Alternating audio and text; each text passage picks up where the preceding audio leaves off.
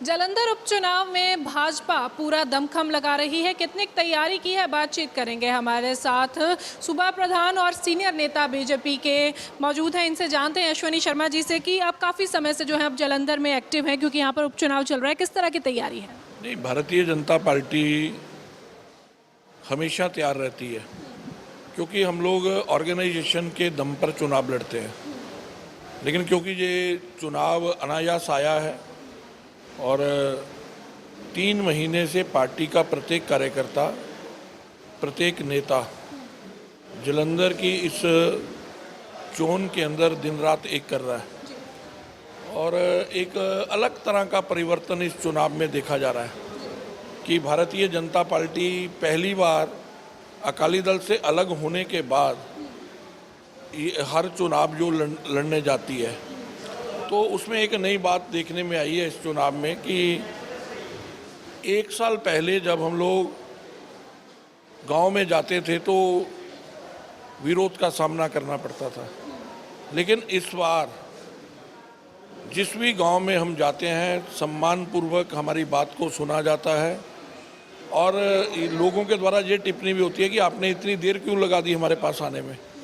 तो ये एक बड़ा परिवर्तन इस चुनाव में है और मुझे लगता है कि जालंधर के लोगों ने, गांव के लोगों ने नरेंद्र भाई मोदी जी के साथ जाने का निर्णय लिया और कमल के निशान के साथ जाने का निर्णय लिया। और उसके पीछे कारण ये है कि जिस सरकार को उन्होंने 13 महीने पहले बनाया था वो उनकी इच्छाओं और आकांक्षाओं पर को पूरा नहीं कर पाई और उनको लगता है उनके साथ धोखा हो गया।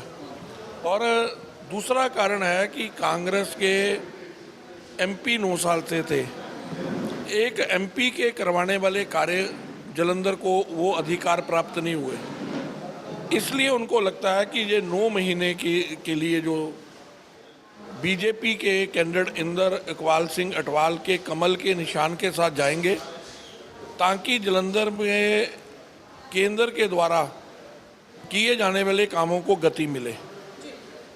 जिस तरह से अगर हम बात करें उम्मीदवारों की, तो वो खड़े किए गए हैं। कांग्रेस ने जो महरूम संतोष चौधरी यहाँ से एमपी रहे, उन्हीं की पत्नी को खड़ा कर दिया है।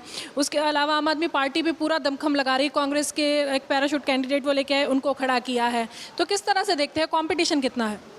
देखिए, राजनीति के अंदर प्रत्येक दल को अपना उम्मीदवार तय करने का अधिकार है और सभी पार्टियां अपना अपना विचार लेकर, अपनी अपनी बात लेकर लोगों की बीच में जा रही हैं।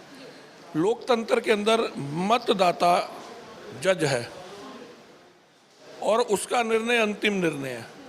तो इसलिए किसी को कम आंकूं, किसको अधिक आंकूं, मुझे नहीं लगता कि ऐसा हंकार बीजेपी में कम से कम नहीं है। हम लोग जनता के बीच में जाकर पंजाब के हित में किए गए नरेंद्र भाई मोदी के द्वारा जो काम है उनको गिना रहे हैं, उनको बता रहे हैं और एक बात ये कह रहे हैं कि 9 महीने के लिए इंदर इकबाल सिंह अटवाल के कमल के निशान वाला बटन दबाएं और बीजेपी का 9 महीने का टेलर देखें और 24 में जब बड़ा चुनाव होगा तो टेलर इतना बढ़िया होगा कि आप पूरी फिल्म देखने के लिए एक बार फिर 24 में कमल का बटन दबाएंगे। आम आदमी पार्टी वहीं इल्ज़ाम लगा रही है कि दिल्ली में जो है वो शिकंजा कस दिया जाता है और यहाँ पर चुनावों को कहीं ना कहीं भटकाने की कोशिश की जा रही है। जैसी करनी वैसी भरनी। 13 महीने की सरकार के अंदर जब ये किसी पे कार्रवाई करते हैं तो वो भ्रष्टाचार के खिलाफ कार्रवाई है। जब लंबी जांच के बाद 2 मंत्री इनके अंदर जाते हैं और इनके सुप्रीमो का नाम भी उसमें आता है तो इनको बदलाखोरी लगती है। दोहरा मापदंड भ्रष्टाचार को लेके नहीं हो सकता। भ्रष्टाचार कहीं भी हो, किसी भी रूप में हो, बीजेपी का स्पष्ट मत है कि उसके खिलाफ कार्रवाई होनी चाहिए। आम आदमी पार्टी के सुप्रीमो यहाँ पर रोड शो करने भी आ रहे हैं। भारतीय जनता पार्टी से कौन पहुँच रहे हैं?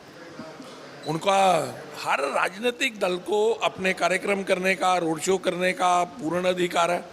भारतीय जनता पार्टी का भी रोड शो कल निकलेगा, जहाँ पे पार्टी के सब बड़े नेता, हमारे कैंडिडेट उसमें रहेंगे।